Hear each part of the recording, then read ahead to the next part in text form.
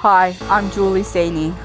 I'm the CEO of Advocacy Beyond Borders, and a global organisation supporting patient organisation groups all over the world.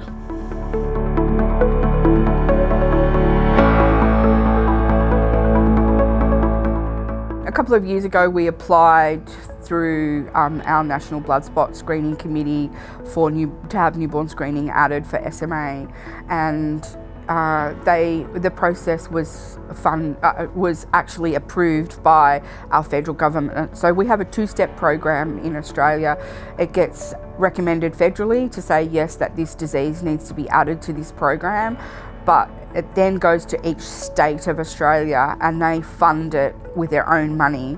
So that for us is where the problems arose. Each of them have, a different government, a Labor or a Liberal government, and each of them had their own priorities. And of course, how do you then make SMA stand out amongst every other disease out there and try and make it the most important disease so they can elevate it to the top of the pile?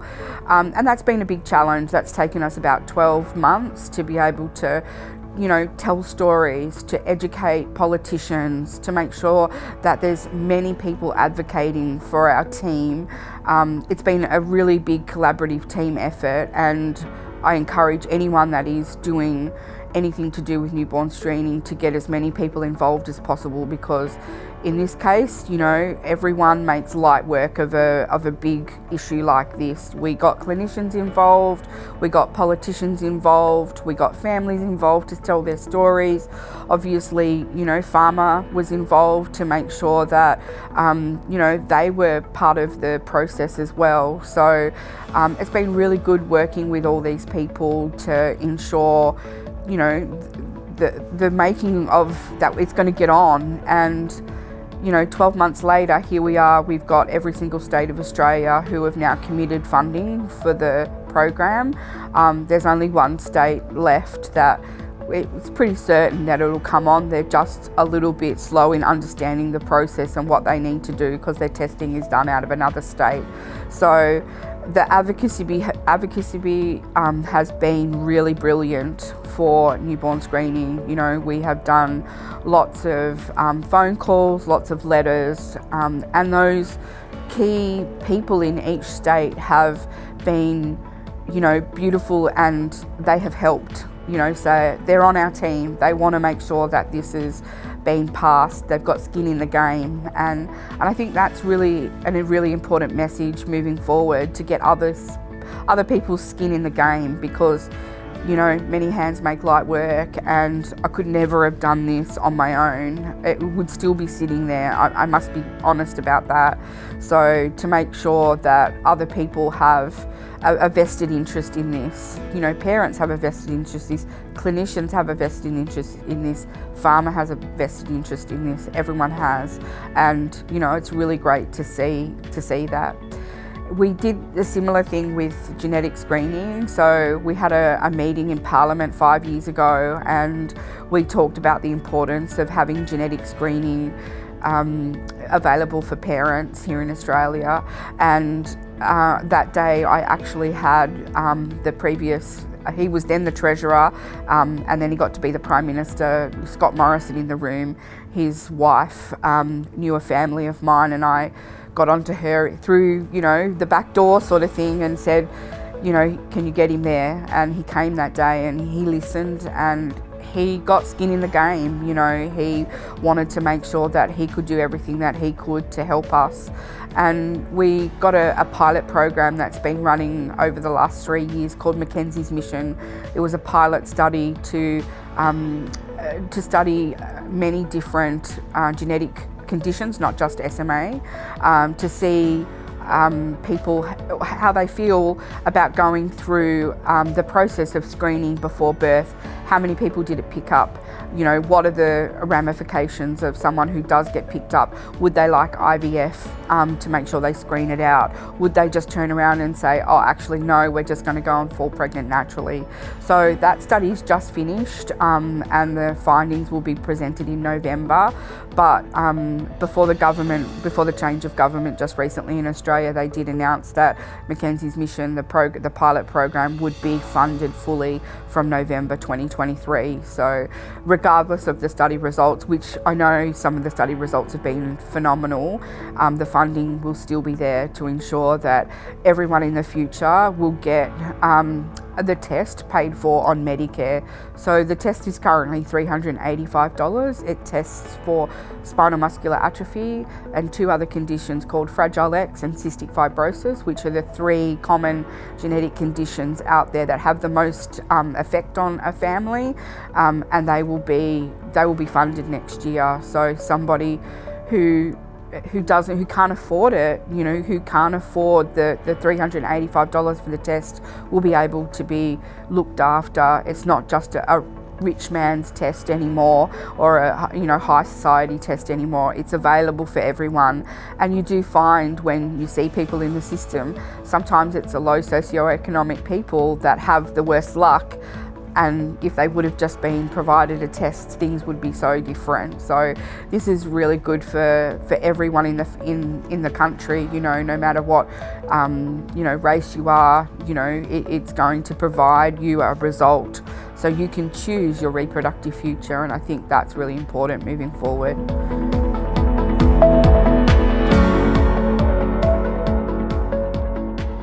Roadblocks and challenges are going to be there for everyone every day, and my first piece of advice to anyone listening to this is stay in your lane. You know, drive your car in your own lane. Don't listen to the people that come and say, oh, you can't do that, you know, that's not going to work. You know, have resilience to keep going, because you will get there in the end. For us, it took, you know, 5 years, but we did get there. I guess our main roadblock would be, you know, it got funded, or it got recommended federally, and then that juxtaposition of the federal recommendation following on, it didn't flow on into the states fairly quickly, and that's sort of taken us a while to get it over the line in each state. There were some states that were like, yep, this is easy, let's do it, it's a no-brainer, and there were others that are like, oh, I don't know about this, you know. And then there were other states who were waiting for a second condition called severe combined immunodeficiency, or SCID, that whose test is done on the same panel to be passed. So we sort of got a little bit, you know, lagged behind because we were waiting for something else. So we were being disadvantaged, which was a little bit of a shame, but you know, hopefully now that it has been passed, they're all just buying all the infrastructure, the equipment to do it, and training the staff to be able to, you know, produce these, or the results for these mass testing.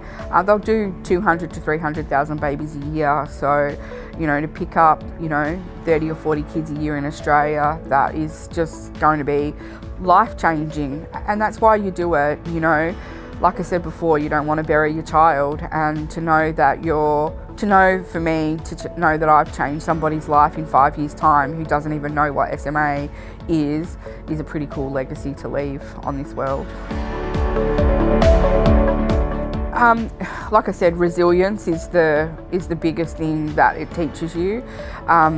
You need to not listen to your haters and your doubters, because they're there. They're always going to be there. There's always somebody who wants to take your limelight, who wants to, you know, shout louder than somebody else. You know, there's somebody out there who doesn't know or won't come to you to find the real story out, and then they'll go off and, for example, we had a set of mums that in Queensland that wanted to do a protest on Parliament steps, and they had no prior knowledge of what was going on. They didn't realise that I'd been talking to the government for 8 months, and they thought by placarding the steps of Parliament was going to make a big difference, and it wasn't.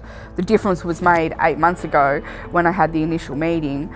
But, you know, they're the type of challenges that you're faced, and you calm down, people. I've got it under control, but if you don't communicate with me, I can't tell you what's been happening. So, you know, that was a big issue that we had to overcome, and we were lucky enough in that instance. They announced 2 days before their protest, so I was just like, so yeah, stay in your lane. You know, there will be heartbreak. There will be days where you're just like, I can't do this anymore. And I did many times. I sat there in tears going, why on earth can't I get this through? What is going on?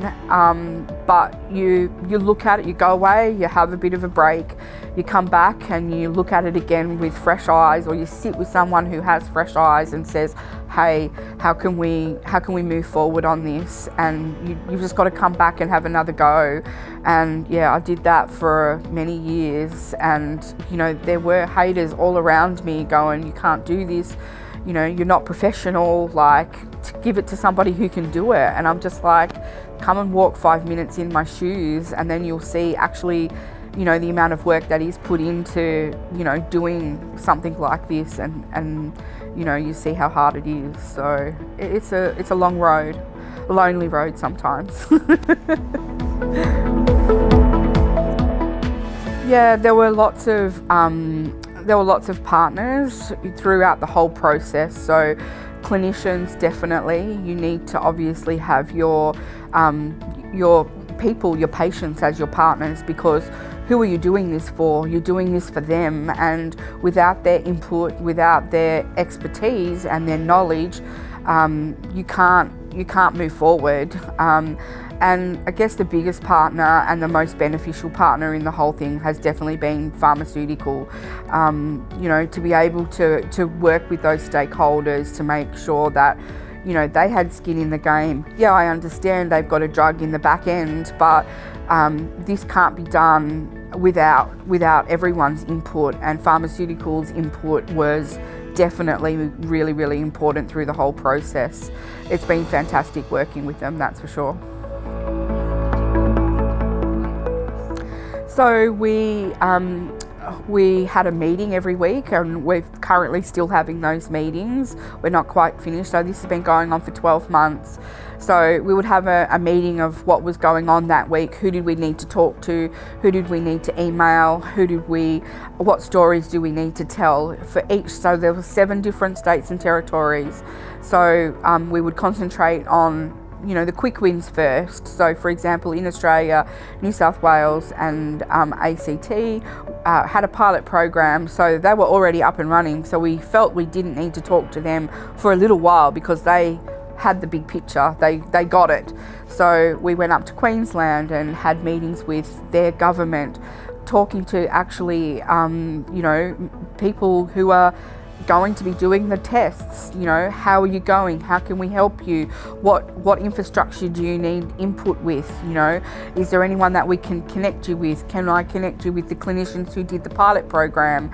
You know, just opening that channel of communication.